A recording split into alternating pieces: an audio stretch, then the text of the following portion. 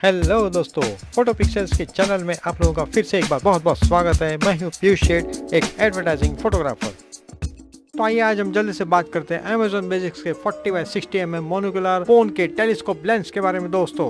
तो चलिए अब हम मोनोकुलर लेंस के अनबॉक्सिंग की तरफ बढ़ते हैं दोस्तों। बाहरी पैकिंग तो काफी बढ़िया दिख रही है दोस्तों, बस केवल अंदर का नजारा देखना बाकी है। साइडवेज में Amazon Basics लिखा हुआ दिख रहा है दोस्तों। तो आइए चल के देखते हैं कि आखिर अंदर का नज़ारा कैसा है।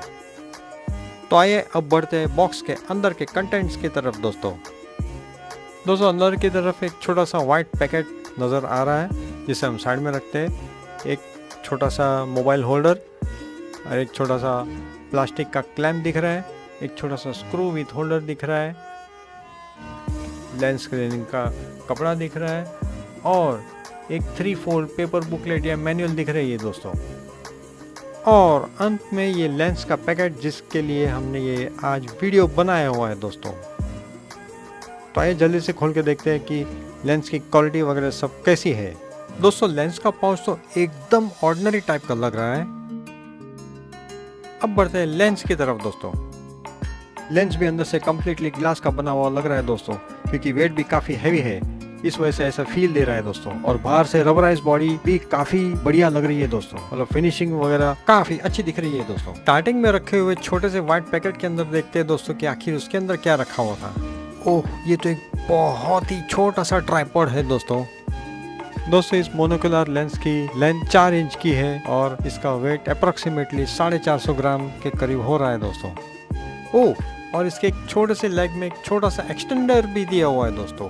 ट्राइपॉड तो काफी कमजोर है दोस्तों, अगर जरा सा प्रेशर आ गया तो शायद टूट भी सकता है दोस्तों। अब ये सारे एलिमेंट्स कैसे फिट होते हैं ये जानने की कोशिश करते हैं दोस्तों। इस क्लीनिंग क्लॉथ से तो अच्छी प्लास्टिक बैग लग रही है दोस्तों। बुकलेट तो है, लेकिन बुकलेट के मायने तो आजकल क्या ही रह गए हैं। इसमें सारी इंस्ट्रक्शंस डिटेल में दी हुई दिख रही है दोस्तों। तो फिलहाल के लिए इसे साइड में रखते हैं जरा और लेंस के एक्सेसरीज के साथ माउंटिंग की तरफ बढ़ते हैं दोस्तों।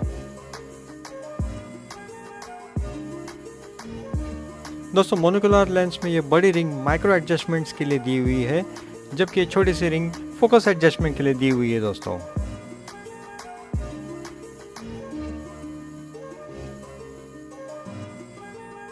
अब लेंस का आई कवर निकाल के देखते हैं।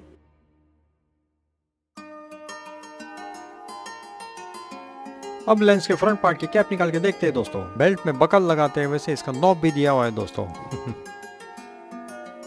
लेंस के ऊपर के पार्ट में हल्का सा नॉन रिफ्लेक्टिव कोटिंग भी लगा हुआ दिख रहा है दोस्तों।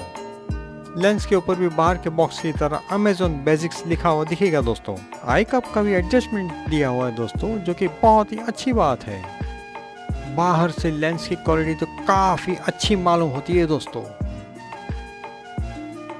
लेंस में नॉन रिफ्लेक्टिव कोटिंग सिर्फ आगे के पार्ट में किया हुआ लग रहा है दोस्तों, जबकि पीछे का पार्ट तो सिर्फ प्लेन ही लग रहा है दोस्तों।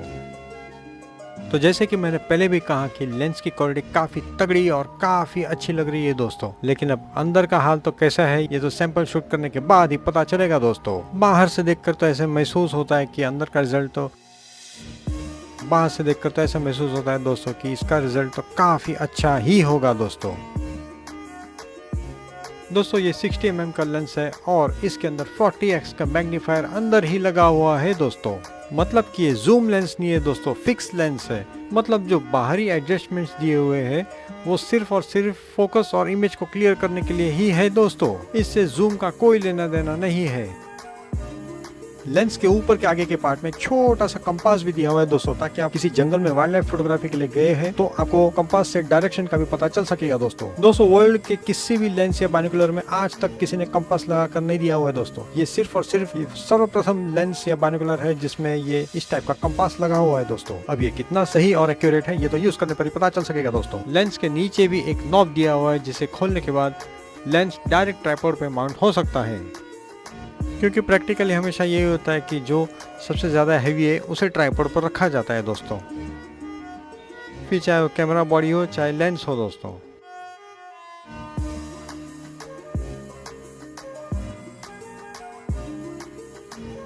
तो कुछ इस तरह से लेंस को पहले ट्राइपॉड पे माउंट कर लेते हैं, मतलब स्क्रू फिटिंग है।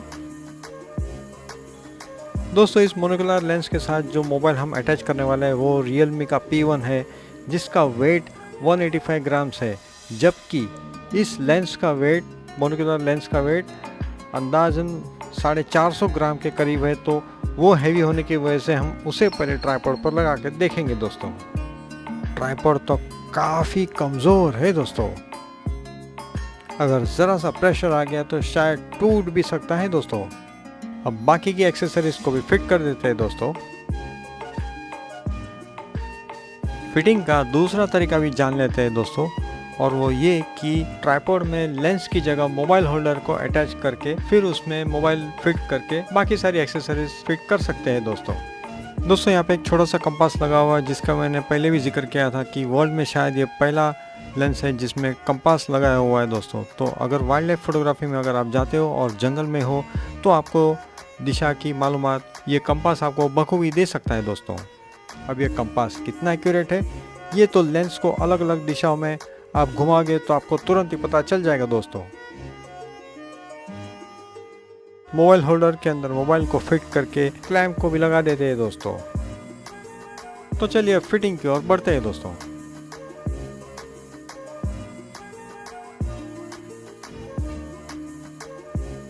क्लैंप स्क्रू माउंटिंग है, तो स्क्रू माउंटिंग के साथ उसे फिट कर देते हैं।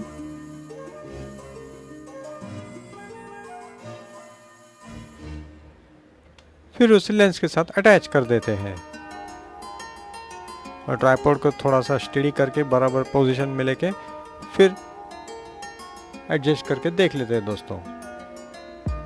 फिर बराबर से ट्राइपॉड और लेंस और मोबाइल को तीनों को बराबर से एडजस्ट कर लेते हैं दोस्तों।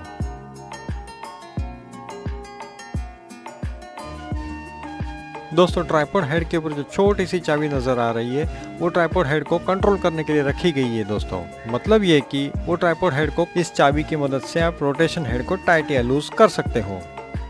तो अब ये मोबाइल को लेंस के साथ ट्राइपॉड पे फिट करने का पहला तरीका था, जिसमें लेंस ही डायरेक्ट ट्राइपॉड पे पहले लगता था दोस्तों।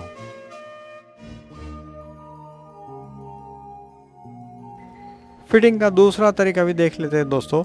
जैसे कि पहले तरीके में ट्राइपॉड के ऊपर लेंस लगा था और अभी दूसरे तरीके में ट्राइपॉड के ऊपर मोबाइल होल्डर के साथ मोबाइल को लगा के फिर लेंस उसमें अटैच करके देख लेते हैं दोस्तों। हालांकि ट्राइपॉड पर वही चीज़ माउंट होती है दोस्तों जो सबसे ज़्यादा हैवी होती है।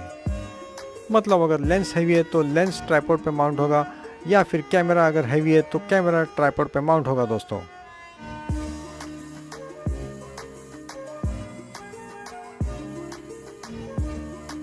लेंस को मोबाइल के साथ कनेक्ट करने की प्रोसीजर काफ़ी लंबी और थोड़ी टेढ़ी मेढ़ी भी लग रही है दोस्तों। मतलब ये है कि अगर कुछ इमरजेंसी में आपको कहीं पे शूट के लिए गए और अगर कहीं अचानक से आपको कुछ शूट करना है तो ऑन द स्पॉट निकाल के आप सेट करके आप शूट नहीं कर सकते हो दोस्तों। उसे सेट करने के लिए आपको थोड़ा टाइम डेफिनेटली देना पड़ेगा दोस्तों। मोबाइल से डायरेक्ट बात कर रहे हो तो फिर ये प्रोसीजर बार बार करना बहुत ही डिफ़िकल्ट हो जाता है दोस्तों। लेकिन अगर आप मोबाइल में ब्लूटूथ से बात कर रहे हो तो फिर बात कुछ और ही होगी दोस्तों। लेकिन बहुत लोगों का ऐसा होता है कि मोबाइल में ब्लूटूथ से बात करने के बजाय डायरेक्ट मोबाइल से बात करते हुए उनको ज़्यादा कंफर्टेबल महसूस होती है दोस्तों। तो ऐसे केस में मोबाइल को लेंस के साथ बार बार कनेक्ट करना, खोलना, फिर कनेक्ट करना, फिर खोलना बहुत ही डिफ़िकल्ट प्रोसेस हो सकती है दोस्तों। लगता है टेलीस्कोप लेंस का मोबाइल लेंस के साथ में प्रॉपर मैचिंग हो नहीं पा रहा है जल्दी से दोस्तों। और वैसे भी आजकल के बहुत सारे मोबाइल्स में तो 3-3, 4-4 लेंस लगे हुए थे दोस्तों। तो एक लेंस होता है 1x के लिए, दूसरा लेंस होता है शायद 2x के लिए, तीसरा लेंस होता है वाइड एंगल के लिए। तो ऐसे बहुत सारे फैसिलिटीज़ आजकल के एंड्रॉयड मोबाइल्स की कंपनियाँ दे रही है। तो दिक्कत ये होती है कि ये टेलीस्कोप लेंस आखिर कौन से लेंस के सामने इसे फिट किया जाना चाहिए दोस्तों। तो उस दौरान शूट के वक्त अगर इतना सारा फिटिंग एडजस्टमेंट्स होगा तो सोचिए कि अगर एक लेंस से दूसरे लेंस की पोजीशन में चेंज करना है टेलीस्कोप लेंस को मोबाइल लेंस के साथ में, तो आखिर कैसे किया जा सकेगा, और वो भी इतनी जल्दी। क्योंकि कभी कभी बहुत बार ऐसा होता है कि कोई एक फ़ोटो लेने के लिए आपको सिर्फ 1 या आधा सेकंड का टाइम मिल सकता है दोस्तों, और उसी दौरान में आपको टेलीस्कोप लेंस को मोबाइल के साथ में सेट करके उसमें फ़ोटो भी लेना होता है दोस्तों। दोस्तों यहाँ पर ट्राइपॉड के ऊपर के भाग में जो छोटी सी चाबी लगी हुई है, जिसका पहले हमने जिक्र किया था अभी, तो उसे टाइट करना बहुत ज़रूरी है, क्योंकि अगर वो टाइट नहीं हुई तो पूरा सेटअप नीचे गिरकर क्रैश होने की संभावना है दोस्तों, खासकर मोबाइल फोन जिसका टच स्क्रीन भी टूट सकता है और साथ ही साथ बहुत मेजर रिपेयर का खर्चा भी आ सकता है दोस्तों। क्योंकि यहाँ पर मैंने पहले भी एक बात कही थी दोस्तों कि ट्राइपॉड काफ़ी कमज़ोर मालूम होता है, तो इसकी कमजोरी की वजह से लेंस का वेट और मोबाइल का वेट दोनों को वो संभाल पाए, ऐसी संभावना काफ़ी कम दिख रही है दोस्तों। इस क्लिप में आपको पूरा सेटअप एकदम सही से नजर आ रहा होगा दोस्तों। इस वीडियो के बारे में आपके कोई भी कमेंट्स है तो हमें प्लीज लिख के बताइएगा दोस्तों, हमें आपके सभी सजेशंस का इंतजार रहेगा। दोस्तों इस लेंस की क्वालिटी को देखकर तो ऐसे लग रहा है कि ये बड़े बड़े ब्रांड्स जैसे निकॉन, कैनन और सोनी को भी आराम से टक्कर दे सकेगा दोस्तों। अब देखना यह है कि इसका रिजल्ट क्या हकीकत बयान करता है दोस्तों इस मोनोकुलर लेंस की लेंथ 4 इंच की है और इसका वेट अप्रोक्सीमेटली 450 ग्राम के करीब हो रहा है दोस्तों।